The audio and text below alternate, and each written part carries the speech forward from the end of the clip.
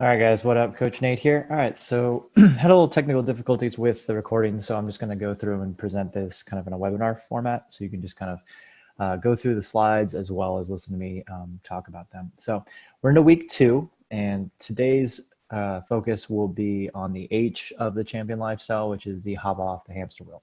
As you remember, on week 1, we covered challenge the status quo. So we're going to go on to a little bit of what that status quo is, which we're labeling as mediocrity. And we're talking about how that can be the enemy. And we're going in on a little bit of what discipline is, how to develop it, and what it can create in your life. We'll talk about goal planning, and then we'll get into some daily routine upgrades as we had last time. All right, so as you can see for the letter below, this is kind of like my employee separation agreement here. I used to be a market research analyst for Contra Costa County, and for this role, I was actually promoted 4 times. I was started as a front desk admin, kind of moved into some admin work. Then I worked into some supportive role in the research department. And then I finally got promoted into the research department, right?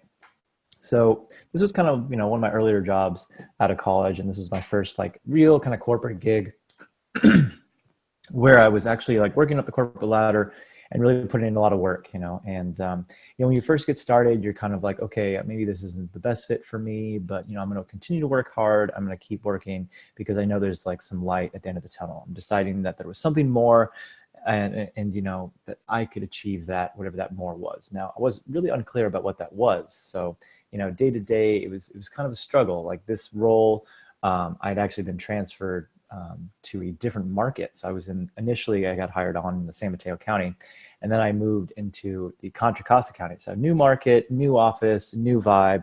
I was the only researcher in this department.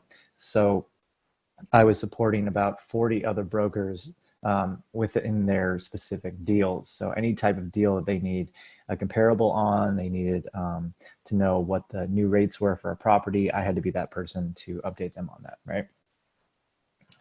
So when I got transferred into the department, I was probably got 2 days of training. The guy who was initially there got promoted to another office, and then it was just a musical chair scenario. So just very little support. I was constantly talking with the Oakland office. It was chaotic. It was ridiculous in terms of what the expectations were. It was like 0 to 100 very quickly.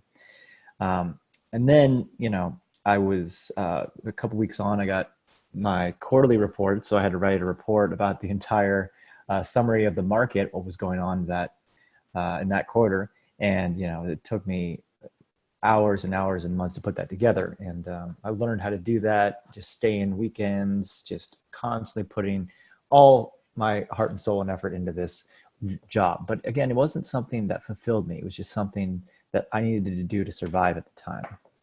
So then, fast forward about 6 months, I'd finally gotten the hang of this role, and I was starting to actually make some progress and, kind of start to build some rapport with the brokers that I was working with. And then I get pulled into my office by the managing partner for that location, right? And he's usually, really, kind of lighthearted and funny. And this time he was just super serious. So he pulls me into the conference room, and there's the head of the of HR, VP of HR there, and they have this middle folder, and they start giving me the talk about the how they're basically laying me off because the company is going through a corporate merger. We had previously merged with this other company, and now we're merging again with this larger global firm that is now consolidating a lot of our offices. And now my role is no longer, needed. So just like that, in the middle of one of the biggest reports, I get canned. So I realized, at that moment, I was like, okay, look, I need to really figure out what it is that I really enjoy and what it is that really fulfills me, and not just do something to survive or do something because, oh, this is a role on paper. I need to do something that actually brings my life some meaning, right? And that led me to the world of fitness. It wasn't an easy route. It wasn't a route that was very linear, but in the process of refining and honing my craft and just learning about the different ways of training, the different ways of exploring how to find my niche. That's how I kind of moved into the world of obstacle racing, and on the professional side of learning how to actually train people for these races. I found that even within the fitness industry, this was, you know, kind of a newer sport. This was a newer thing that had popped up, and it's really more along the lines of, you know, training for one of those more extreme races. And then I set out to really kind of create a program that would help people train for those type of races. And that became, you know, something that really fulfilled me and really brought in so many different people from different communities and really created that really amazing community that I see now.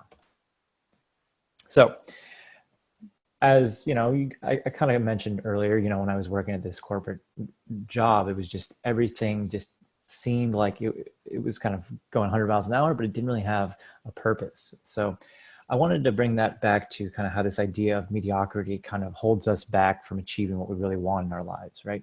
The quote unquote status quo. We're just going to do this because it's there and this is what we need to do, right? If you look at the way successful people operate and unsuccessful people operate, there's some very clear commonalities here. You know, successful people, they tend to do what is goal achieving, and they really focus on the long term, how to achieve that in the long term. You know, when I was at that corporate job, I didn't really have many long-term goals. I just knew I had to do hard work, but I didn't know where it was going, right?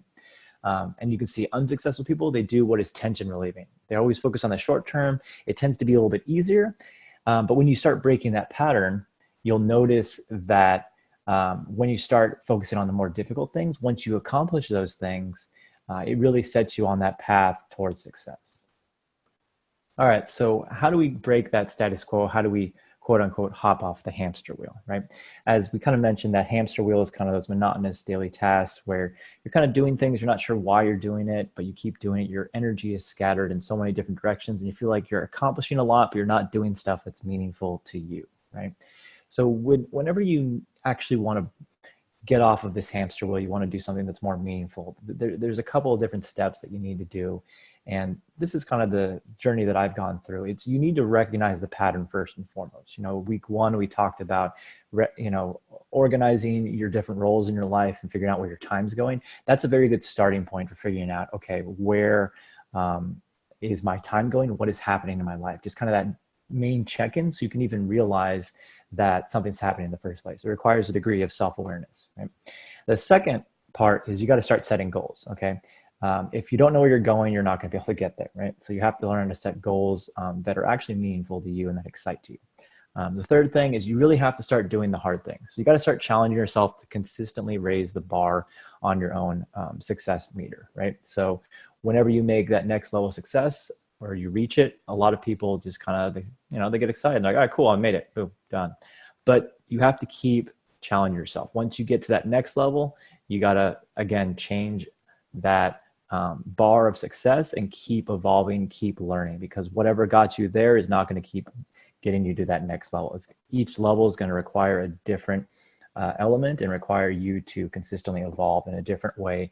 And you have to keep growing if you want to keep moving towards a successful route, right? And now the fourth thing is you're gonna have to give it time. You know, anytime you're making big changes in your life or making a change in your life, it requires a lot of time. So you're gonna have to really figure out what experiences fulfill you, and learning how to do that requires action. Marie Forleo says, clarity comes from engagement, and you have to try and you have to do things in order to get that clarity to make those changes. And you're only going to be able to do that by constantly taking massive action. And it just requires time. Okay, I tried that didn't work, but course correct, keep moving forward.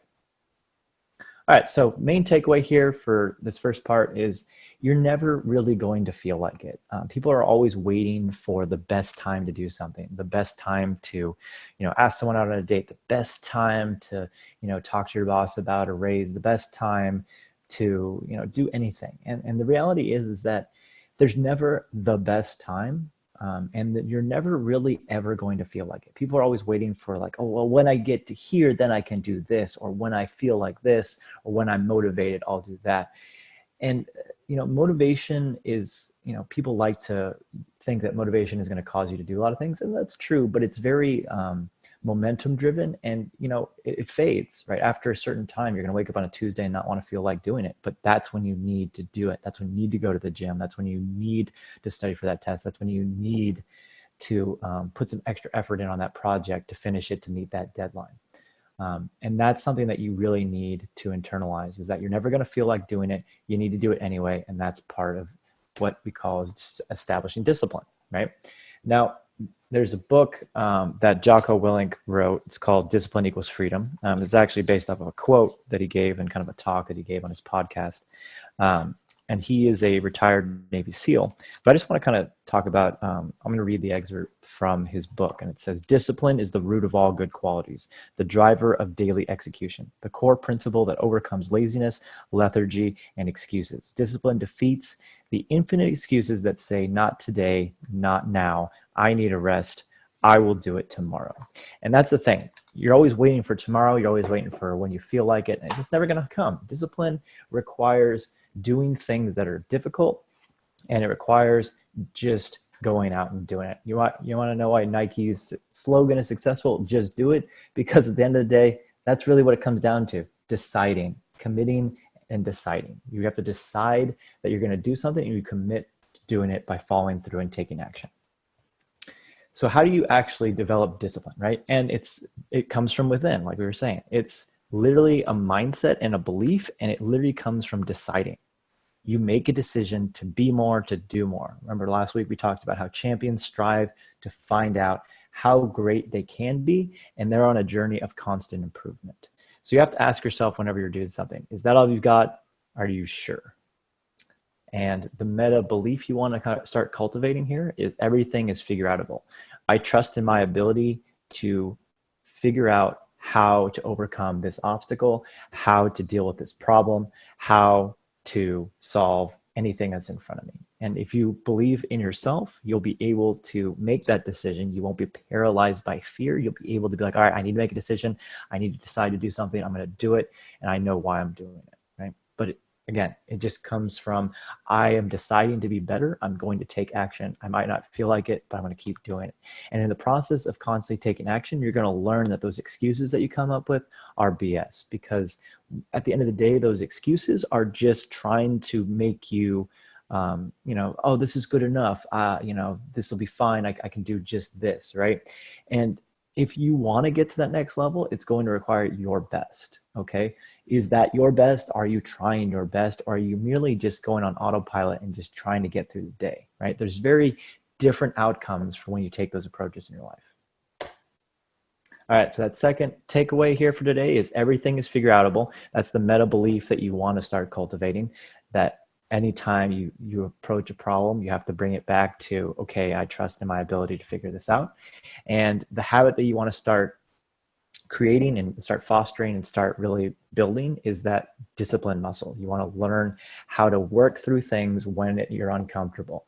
And that's going to ultimately create freedom, because it's going to work you towards the things in your life that you want. It's going to course correct you and bring you back onto that path towards the things that you really want in your life. It's only through doing the difficult things that you'll be able to achieve what you actually want.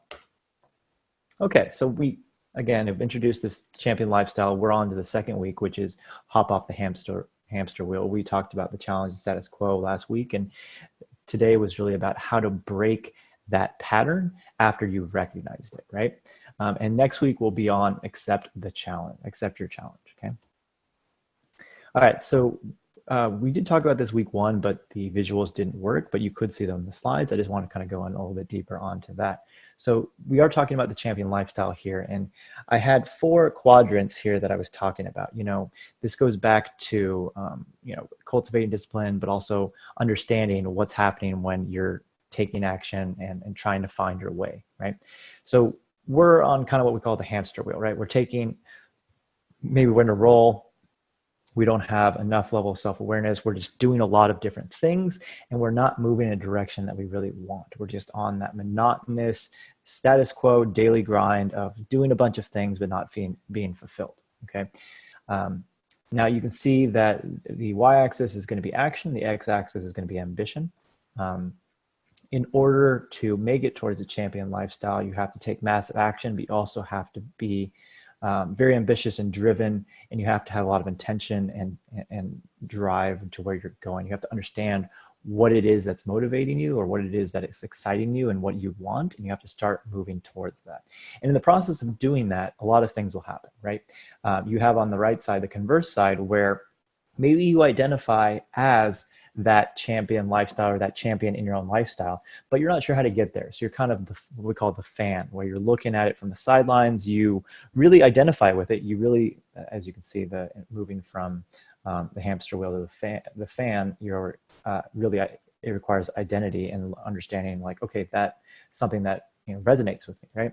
So in the fan, you're kind of the fan mentality. You're seeing things happen around you. You're like, you really want that, but you're not sure how to get to it. But so you're not really taking action because you're kind of paralyzed by fear.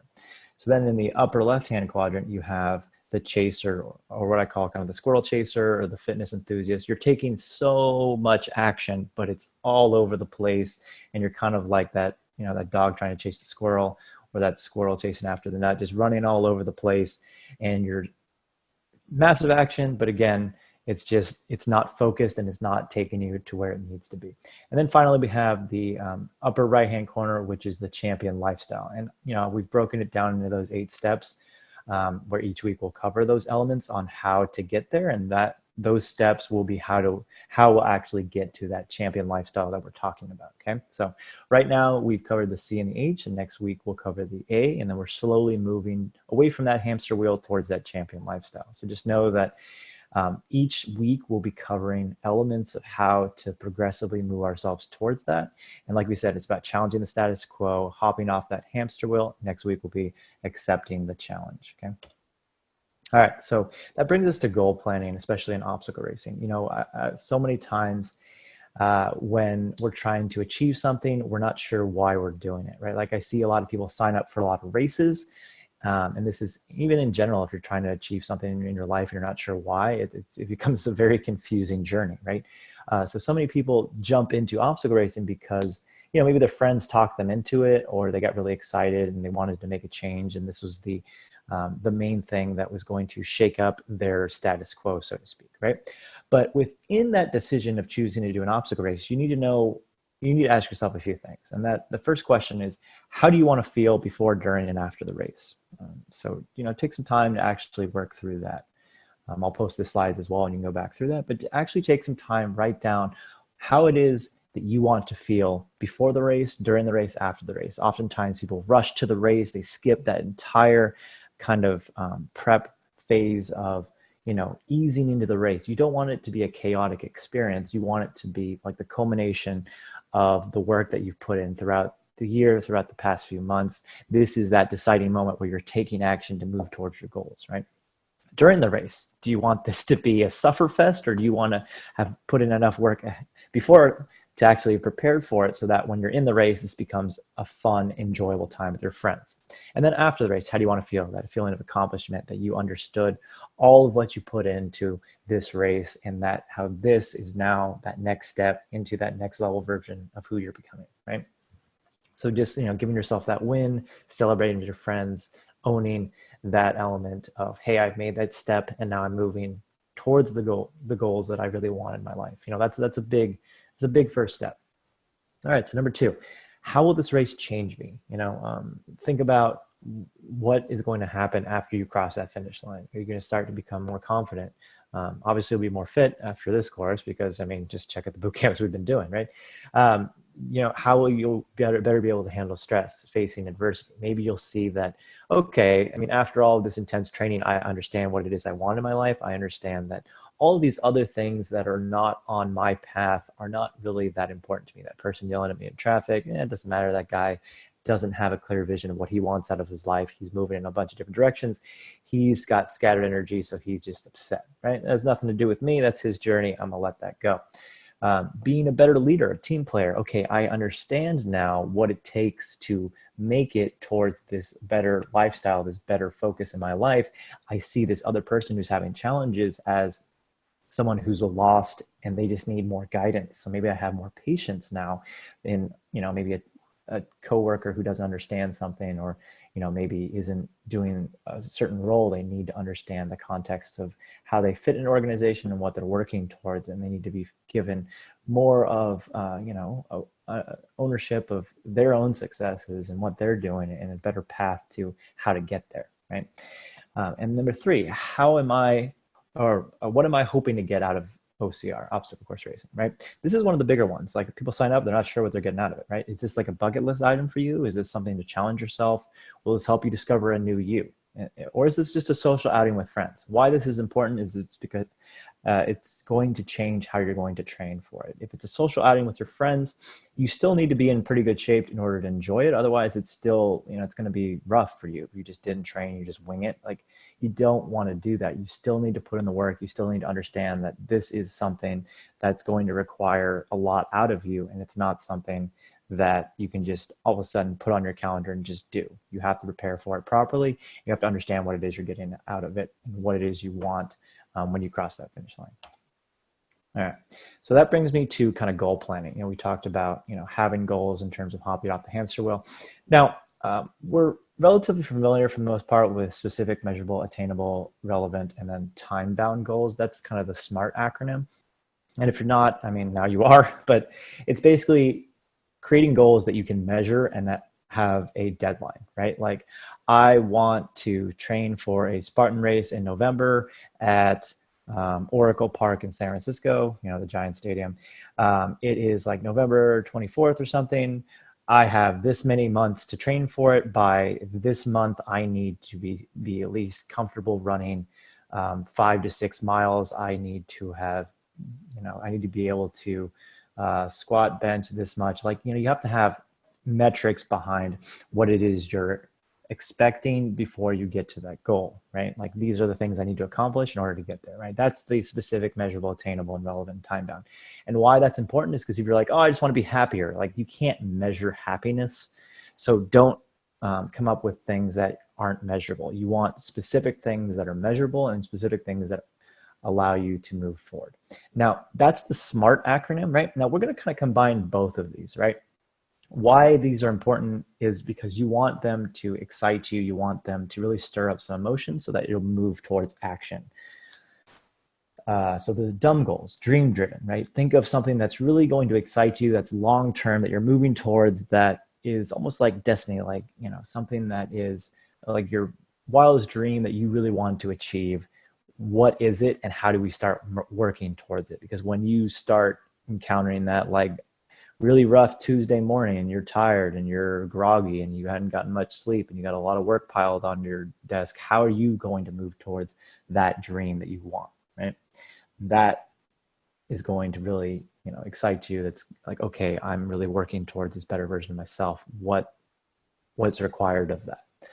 All right, uplifting. It has to be positive. A lot of times people are like, oh, I want to lose this amount of weight, but that's not exciting, right? You need to frame the goal in a way that's uplifting and inspiring and really energizes you, right? So using more positive language, making it tied to something that you really care about. And then you need to make it method friendly. So you need to be able to set practices around it. For example, like, okay, I want to eat healthier. I want to be, in better shape. So I'm going to, every time I drop the kids off at school, I'm going to, instead of going to that vending machine, I'm going to swing by Sprouts or something and pick up one of their $5 like pre-made meals and just toss in the microwave during the lunch break. And now I'll have, some turkey or chicken with some vegetables, as opposed to like some vending machine garbage or something, right? And some processed food, right? That's like a daily practice that you can start doing that will, even though it's a small practice, will start carrying you towards that better version, because you'll have more energy. You won't be crashing, around 3 p.m. because you ate a bunch of processed garbage, right? Behavior friendly. So you want to set up triggers to do things, right? Think of, like I said, the triggers, that behavior driven. When you drop off the kids, I'm going to do the, I'm going to pick up some groceries from Sprouts, right? The method friendly part would be like setting up a practice around like, in order to get to eating more healthier, I'm going to have to on Sundays and Thursdays do some meal prep. So Sundays I batch prep for a few days during the week, and then Thursdays maybe I had bought those prepared meals, and then I can get through the week that way. Or maybe I signed up for a meal delivery service like Territory, and I have the rest of those weeks where I'm not cooking planned out, right? So just having a practice set up behind that, and then having triggers of like, when I do this, I'll do that, right? Um, that combined with SMART goals allows you to actually get the best out of both, because you still want the measurable and attainable and achievable and time bound, but you still also want it uplifting, behavior driven, and then really exciting to you as well. So whenever you're coming up with goals, start combining those elements to actually work towards something that you're actually going to do and take action on. Okay. And that brings me to the goal planning. So especially with obstacle racing, but even, in your daily life, try to come up with 3 big goals, and then actually come up with action steps below them and a deadline for them. So I want to train for the November Spartan Sprint at Oracle Park. I need to which is due, November 24th. So I got a couple, what we got, 2 months maybe? Yeah, exactly 2 months. Look at that. So you got 2 months, and then what are your 3 action steps? Okay, I'm going to show up for every day of the OCR camp and really engage with all of the content, make sure I'm up to date on everything. Cool. Action step A1, due date will be weekly, so you'll just put all the dates for that. Next action step is, okay, I'm going to go into the 7-day planner, and I'm going to look at the run training program that is associated with the different training plans. And I'm going to realize that, okay, in order for me to succeed in this, I need to have a training plan that also fills in more than just 1 day a week. Cool. So I'm going to be on maybe one of these Beachbody On Demand programs, do 3 or 4 days of strength training during the week. And then maybe 1 day during the week, I'll jump on for some cardio during the end of one of my sessions for 30 minutes on a treadmill. And then I'll add 1 hour-long run on a Saturday or Sunday for extra training, just to get my cardiovascular endurance up. Boom, cool. And then action step 3, okay, cool. Now I've got all these things. I'm going to work in some recovery so that I don't burn out. I'll make sure that, one on my off days, I'm doing either some yoga or some stretching, and just jumping in a jacuzzi, making sure I have time for recovery. So that's how you can see how you can put together a very well thought out, structured plan, and that's going to lead you to success. It requires just being organized, understanding what you're doing, when it's due, and then everything else will fall into place because you understand what it takes in order to get the things that you need to do done, and what time frame you have. And if you can't make one of the time frames, you just kind of backwards plan and just skip to the next one, so that you're always on track, right? All right, so the big takeaway here is, who do you have to become in order to make this goal a reality? Oftentimes we think we can still just be the same person, kind of coast through, but that next level version is going to require a next level you. You have to evolve. You have to constantly challenge some of those things that you used to believe, and you have to reframe a lot of things and work towards putting in those that discipline and those habits in place, which will ultimately, create a better version of yourself in that process. So those 3 takeaways for today are, you're never really ever going to feel like doing it. So you got to just establish that discipline and start working towards things. Everything is figure outable, and that discipline is what's going to ultimately take you there. And again, it comes from just deciding to be better than you were yesterday, making that commitment and understanding that you can figure it out, and just putting in the work. And that third thing is, who will you need to become in order to achieve your goals, right? Who do you want to be? And then, what is it going to take in order to make it toward that next level? Okay. So that is week 2. So next week, we'll go into accepting the challenge, and see you for that next talk next week.